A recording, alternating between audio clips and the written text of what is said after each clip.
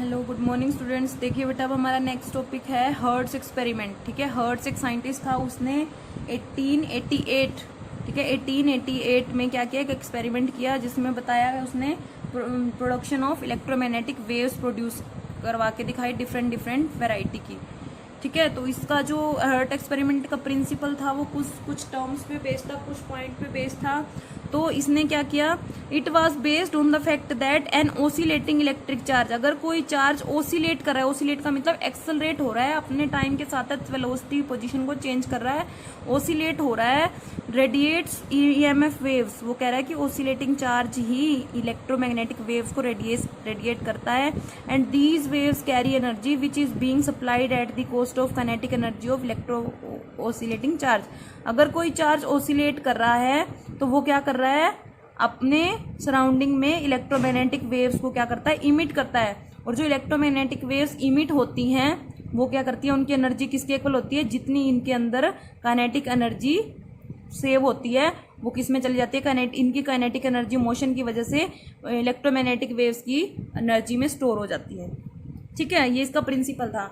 अब जो इस हर्ट्ज एक्सपेरिमेंट में था, जो इलेक्ट्रोमैग्नेटिक रेडिएशन है वो सिग्निफिकेंट होती है ओनली कुछ डिस्टेंस तक।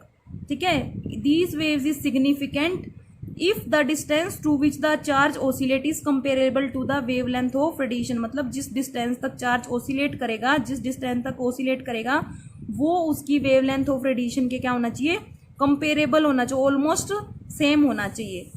ठीक है, जैसे अगर हमारे पास फ्रीक्वेंसी है 1000 हर्ट्ज की, तो 1000 हर्ट्ज हमें फ्रीक्वेंसी देते तो वहां से हम वेवलेंथ कैसे निकालते हैं, C/म्यू। ठीक है, यही रिलेशन होता है वेलोसिटी में, लैम्डा में और म्यू में। क्या रिलेशन होता है, C is equal to mu lambda. तो म्यू गिवन आपको, तो लैम्डा की वैल्यू क्या हो जाएगी, C/म्यू।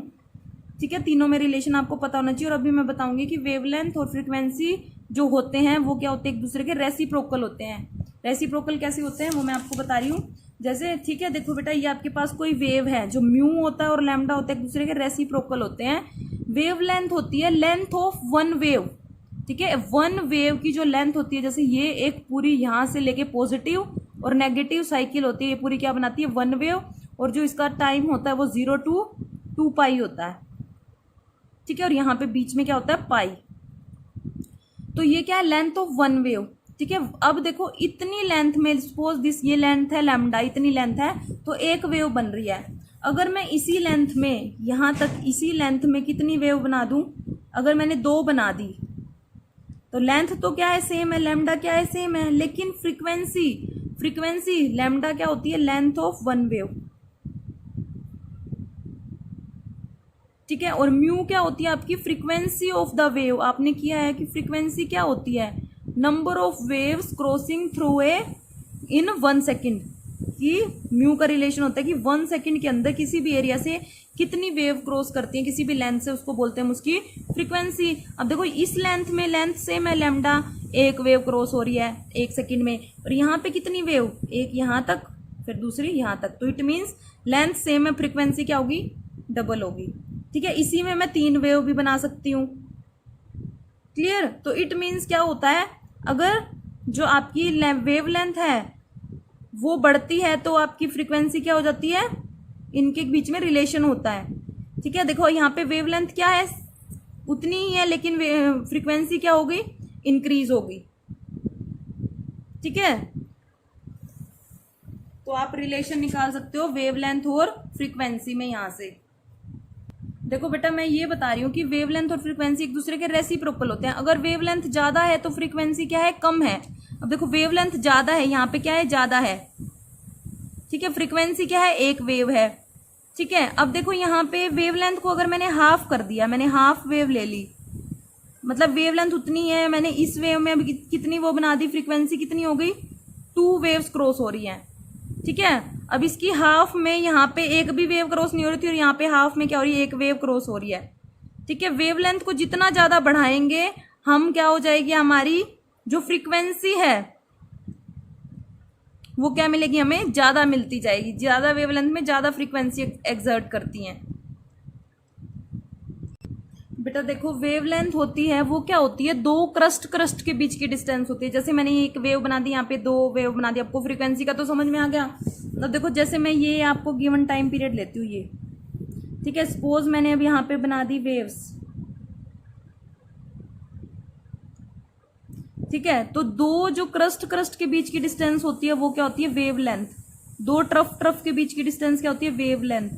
ठीक है, वेवलेंथ इतनी है तो कितनी वेव्स जा रही हैं यहां से, ये आपकी टोटल कितनी वेव्स हैं, 1 2 एंड 3, पूरी एक यहां से यहां तक का जो राउंड होता है क्रस्ट और ट्रफ का वो वेव होती है। अगर मैं इस वेवलेंथ को कम कर दूं, सपोज अब मैंने वेवलेंथ क्या कर दी, कम कर दी, वेवलेंथ कम कर दी मैंने, क्या कर ले ली, वेव कम ले ली। अब देखो यहां से कितनी वेव निकल रही हैं, एक, यहां तक 2, यहाँ पे 3, यहाँ पे 4 वेव्स निकल रही है, मतलब फ्रीक्वेंसी 4 हो गई। और वेवलेंथ क्या होगी, length between two trough and true crest कम होगी। देखो अगर वेवलेंथ कम हो रही है तो फ्रीक्वेंसी क्या हो रही है, म्यू बढ़ रही है। तो ये रिलेशन होता है वेवलेंथ में, और यहाँ पे वेवलेंथ क्या थी, ज्यादा थी, तो यहाँ पे फ्रीक्वेंसी क्या थी, म्यू कम थी। ठीक है, ऐसे याद रखना, जो वेवलेंथ होती है लेंथ ऑफ वेव, क्रस्ट के बीच में जो भी डिस्टेंस होती है वो लेंथ होती है वेव की। यहाँ पे जो लेंथ इतनी थी, सपोज ये 1 मीटर है, और यहाँ पे कितनी होगी, 1/2 मीटर सपोज कर ली, तो ये जो हमारी फ्रीक्वेंसी क्या होगी, यहाँ पे बढ़ गई, और वेव लेंथ क्या होगी, वन वेव की लेंथ क्या होगी, कम हो गई। तो इससे पता चलता है कि जो लैम्डा और म्यू है वो रेसिप्रोकल होते हैं। ठीक है, और जो सी और इनके बीच में रिलेशन होता है ये होता है। अगर आपको वेलोसिटी ऑफ लाइट पता है, म्यू की गिवन है, तो लैम्डा आप निकाल सकते हो। तो अभी हम हर्ट एक्सपेरिमेंट में यही कर रहे थे कि आपको जो इसमें जो ईएम रेडिएट होती हैं, मैग्नेटिक वेव्स निकलती हैं, वो कुछ डिस्टेंस तक ही निकलती हैं। अगर जो चार्ज पार्टिकल ओसिलेट होता है उसकी वेवलेंथ के रेडिएशन के कंपेरेबल ओसिलेट होता है। देखो चार्ज पार्टिकल है वो कुछ डिस्टेंस तक ओसिलेट होता है, और वो डिस्टेंस वेव की वेवलेंथ के कंपेरेबल होनी चाहिए। वेवलेंथ सपोज अगर हर्ट 1000 हर्ट